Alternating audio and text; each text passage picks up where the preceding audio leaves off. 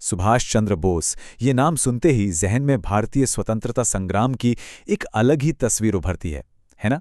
लेकिन उनकी कहानी का जो अंत है, वो एक बहुत बड़े सवाल पर आकर ठहर जाता है।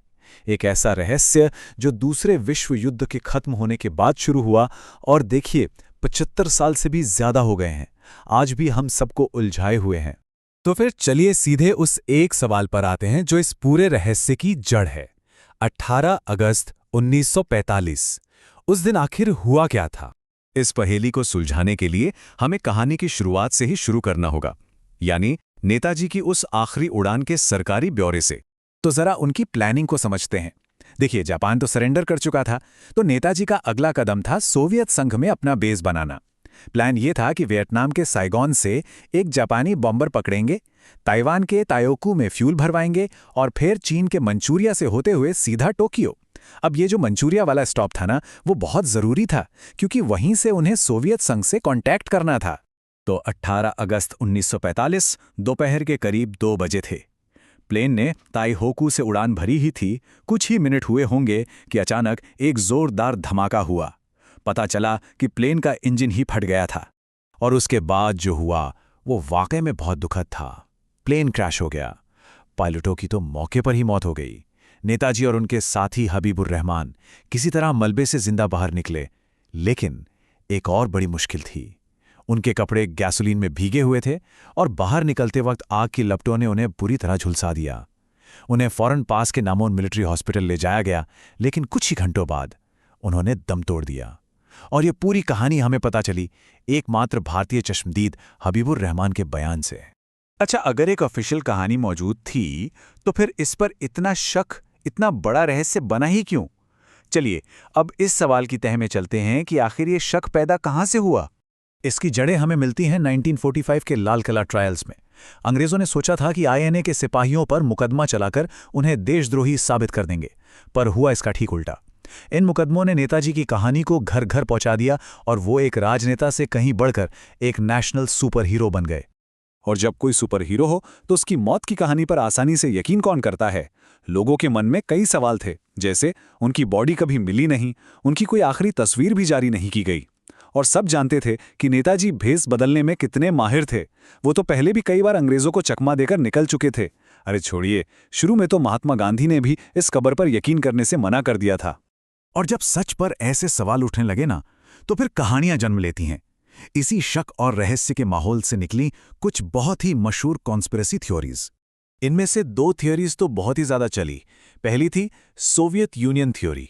इसके हिसाब से नेताजी अपने प्लान के मुताबिक सोवियत यूनियन पहुंच गए थे, लेकिन वहां उन्हें स्टालिन की फौज ने पकड़ लिया और एक जेल मतलब गुलाग में बंद कर दिया। और दूसरी, उससे भी ज्यादा दिलचस्प, गुमनामी बाबा थ्योरी कि नेताजी ने अपनी मौत का नाटक किया, भारत वापस आ गए और अयोध्या में एक साधु बनकर गुमनामी की जिंदगी जीते रहे। चलिए इन थ्योरीज से थोड़ा हटकर अब कहानी के उस हिस्से पर आते हैं जो पूरी तरह से सबूतों और सरकारी जांच पड़ताल पर आधारित है। दशकों तक इस पर जांच चली और देखिए, एक के बाद एक कई सरकारी कमीशन बने। 1946 में आई ब्रिटिश फिगेज रिपोर्ट, फिर 1956 में शाहनवाज समिति और 1970 में खोसला आयोग। कमाल की बात यह है कि इन तीनों का नतीजा बिल्कुल एक था। प्लेन क्रैश हुआ था और नेताजी की मृत्यु उसी में हुई थी। हाँ, एक रिपोर्ट अलग थी, 1999 की मुखर्जी आयोग की रिपोर्ट।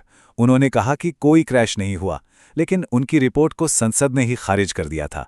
और मुखर्जी आयोग की रिपोर्ट की आलोचना भी खूब हुई, क्योंकि उसमें कुछ फैक्ट्स गलत थे।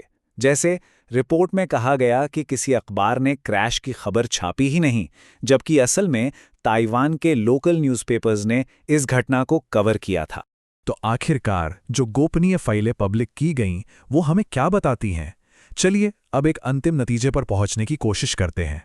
ये जो नंबर है 10, ये बहुत जरूरी है, क्योंकि ब्रिटिश, जापानी, ताइवानी और भारतीय अधिकारियों ने मिलकर कुल 10 अलग-अलग जांचें की और सबके सब एक ही नतीजे पर पहुंची कि प्लेन क्रैश हुआ था। और ये सिर्फ जांच की बात नहीं है। 1997 से लेकर 2016 तक भारत सरकार ने हजारों की तादाद में सीक्रेट फाइलें पब्लिक की और नतीजा, एक भी ऐसा सबूत नहीं मिला जो प्लेन क्रैश की आधिकारिक कहानी को झुठला सके। लेकिन इन्हीं फाइलों से एक बहुत ही दिलचस्प बात सामने आई। 1953 की इंडियन इंडिपेंडेंस लीग की एक रिपोर्ट में ये इशारा किया गया कि हो सकता है ये क्रैश जापानी सरकार के ही किसी गुट की साजिश हो। अब देखें, इससे सवाल ये नहीं रह जाता कि क्रैश हुआ या नहीं, सवाल ये बन जाता है कि ये क्रैश हुआ क्यों। और बस यही बात हमें इस रहस्य के आखिरी और सबसे बड़े सवाल पर ले आती है।